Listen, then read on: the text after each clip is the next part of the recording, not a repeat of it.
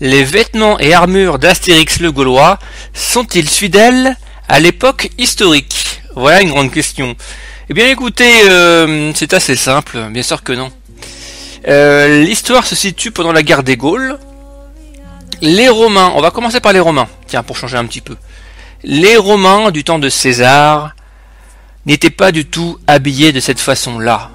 Les armures que vous pouvez voir dans Astérix et le Gaulois ressemblent assez brièvement, assez légèrement au Lauricia segmentata, donc les armures romaines qui auraient fait leur apparition au début du 1er siècle après Jésus-Christ, sous Octave Auguste. Ces armures étaient composées de lamelles de métal assemblées les unes sur les autres pour remplacer la cotte de maille celte que les Romains avaient copié des Celtes. Bien sûr, l'armée romaine a toujours pris à ses ennemis le meilleur, le casque celte, c'est du casque romain. C'est devenu plus tard un casque romain avec des modifications, bien sûr. La cotte de maille donc celte.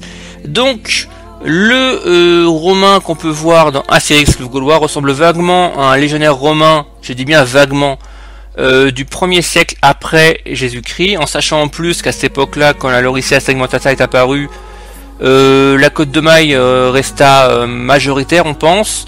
On pense que la Lauricia segmentata, donc l'armure qu'on connaît le plus des Romains, de la Légion romaine, a eu son apogée fin du 1er siècle après Jésus-Christ, peut-être début du 2e siècle, on n'est pas sûr. Après, tout ce qui est motif sur les boucliers, c'est aussi c'est aussi n'importe quoi, puisque on pense que beaucoup de gens pensent que la Légion romaine était très homogène. Bien sûr que non.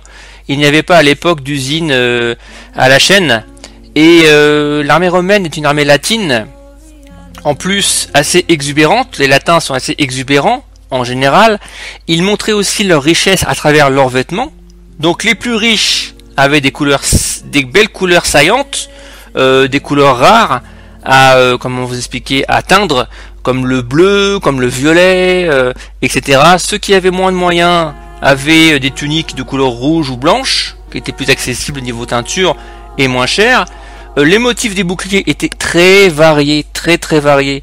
Ne pensez pas qu'une légion romaine, surtout au début de la royauté romaine et de la République, fin de la République, ça commence à changer un petit peu, mais bon, ça reste encore très coloré. Ne pensez pas que la Légion romaine était uniformisée, c'est totalement faux. Du début jusqu'à la fin, la Légion romaine avait énormément de couleurs différentes, de tuniques différentes, de motifs de casques différents, de motifs de boucliers différents. Mais vous allez me dire dans ces cas-là, mais comment ils se reconnaissaient? Bah c'est simple, la Légion romaine était très serrée, en ordre de bataille. Il ne bougeait pas. Un légionnaire romain qui était séparé de son groupe avait de fortes chances de disparaître. Les seules chances de salut du légionnaire romain, il y en avait 3. L'ordre militaire, donc la formation, son bouclier et son commandement. S'il perdait un des 3, il était mal en point, comme on a pu voir à Teutobourg, avec le massacre des légions de Varus dans les forêts épaisses de Germanie. Donc voilà, un petit tour pour vous dire que Astérix le Gaulois, c'est très sympathique. Moi j'ai beaucoup aimé Astérix le Gaulois, surtout au début, les premiers albums. Maintenant, c'est beaucoup descendu en qualité. Faut avouer que bon, depuis que les auteurs ils sont décédés, ils auraient peut-être dû faire comme Tintin et arrêter quand l'auteur Hergé est décédé. Je ne sais pas, je ne suis pas là pour discuter de ça. Mais en tout cas, les Romains ne sont pas du tout, si vous voulez, à l'image de l'époque de la guerre des Gaules. À l'époque de la guerre des Gaules, les Romains possédaient des cottes de mailles, copie identique des cottes de mailles celtiques. Alors après, selon degré de richesse, vous avez des cottes de mailles plus complexes que d'autres, plus lourdes, mieux équipées, ça dépendait de la richesse du personnage bien sûr. Le casque était pratiquement le même que le Gaulois, le celte. Le bouclier était ovale, plus grand que le bouclier carré du début de l'Empire et qui continua jusqu'à la fin de l'Empire à peu près. Donc était plus grand, il était ovale, avec des motifs assez différents, des sangliers, il y avait énormément de choses. Il faut pas voir l'armée romaine encore une fois comme une armée homogène, c'est totalement faux. Les armées de l'Antiquité étaient très colorées. Regardez les Perses, regardez les Grecs. Les Celtes étaient extrêmement colorés. Les Romains ne dérogeaient pas à cette règle. Je casse un mythe à l'heure actuelle. Aucun historien ne peut vous affirmer qu'une légion romaine de l'Empire ou de la République avait des uniformes totalement identiques. C'est totalement faux, c'est impossible. Il y avait bien sûr des ressemblances, des similitudes, et la formation faisait qu'ils restaient en groupe, mais selon encore une fois la richesse, ils avaient des légionnaires qui se permettaient des petites fantaisies qui étaient souvent à la mode pendant la guerre pendant la République, c'est-à-dire des panaches, ce qu'on appelle des plumes sur le casque. C'était pour plusieurs significations. La première, c'était pour se montrer, montrer sa présence, faire peur à ses ennemis, aussi un symbole de richesse. Certaines couleurs pouvaient associer, comme le rouge pouvait associer Mars, le dieu de la guerre, mais on sait aussi que les historiens sont pas d'accord parce que le rouge c'était quand même une teinture très peu chère, donc les trois quarts des légionnaires aimaient bien les choses pas chères parce que voilà, ils préféraient mettre leur solde dans autre chose. Tout dépendait du personnage. Le blanc aussi était peu cher, donc on pense que les légionnaires en général avaient des tuniques blanches ou rouges. Il y avait aussi du marron, du bleu, du violet pour les plus riches. En fait, tout dépendait des couleurs. Le bleu, le violet étaient très durs à réaliser parce qu'il fallait les tremper plusieurs fois dans des bains. Et là, il fallait des coquillages, des accessoires plus particuliers. Le vert, c'était des plantes. Voilà, tout dépendait en fait de la richesse de l'individu. Pour passer aux Celtes, aux Gaulois, Astérix et Obélix, c'est très marrant. Eh bien, écoutez, la seule chose de vrai qu'on sait, c'est que effectivement, les Celtes aimaient beaucoup leurs cheveux. Ils en prenaient grand soin, comparé aux Romains. Alors, pourquoi les Romains avaient souvent les cheveux très courts?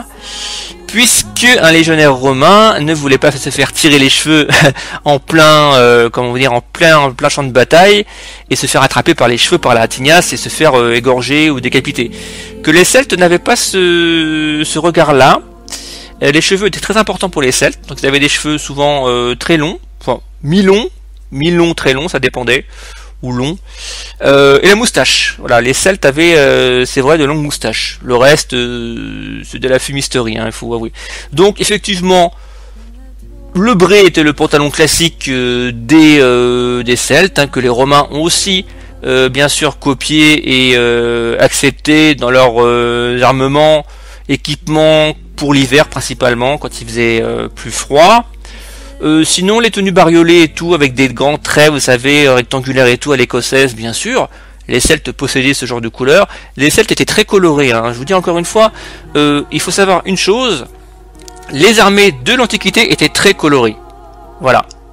Nous ne sommes pas dans des armées modernes, peut-être modernes dans l'équipement et dans la stratégie, dans le commandement bien sûr, mais pas, c'était encore la vieille école, hein, il a fallu attendre le 19e siècle, le 18e siècle, voire 17e, allez, pour commencer à avoir des uniformes vraiment plus ou moins similaires, et encore une fois, ça dépendait des moyens.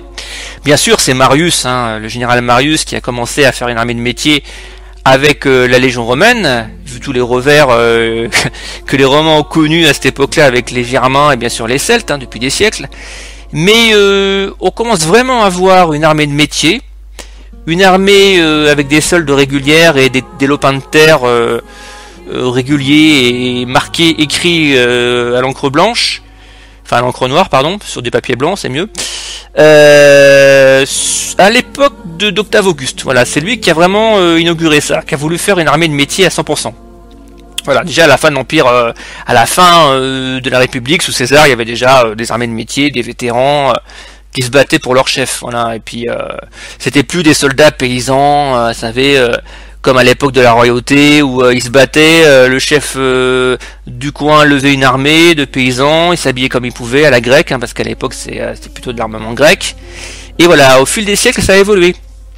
Encore une fois, les Celtes et les Gaulois et les Romains ne s'habillaient pas comme Astérix et Obélix, bien sûr c'est marrant, c'est une très belle BD, très bonne BD, mais historiquement parlant ça ne tient pas le coup, mais vous avez ce petit sentiment de Celtes irréductibles, de Celtes qui se battent jusqu'au bout pour essayer de sauver le dernier village, quoi. C'est assez marrant. Ça reprend un petit peu la propagande du 19e siècle avec Napoléon III qui ressort au grand jour les Celtes et qui les fait revivre dans le sentiment national comme des héros, avec le coq gaulois, comme les Allemands ont fait avec Arminius, hein, bien sûr, le chef germain qui a chassé les Romains. Tout ça pour vous dire que l'histoire de l'humanité ne se résume pas qu'à la guerre, mais presque, puisque l'homme est un loup pour l'homme. Sur ces belles paroles, à très bientôt pour une nouvelle vidéo, et je vous remercie beaucoup, énormément pour les abonnés, pour les abonnements, pour les likes. Merci beaucoup. L'histoire, n'oubliez pas une chose les amis, l'histoire, le passé, c'est un éternel présent et futur. Si vous connaissez le passé, vous connaissez l'avenir, puisque chaque civilisation refait toujours la même chose des siècles et des siècles après. Voilà, c'est le cycle du temps, c'est comme ça. Ceux qui savent ça connaissent une grande partie de l'avenir. Sur ces belles paroles, à bientôt.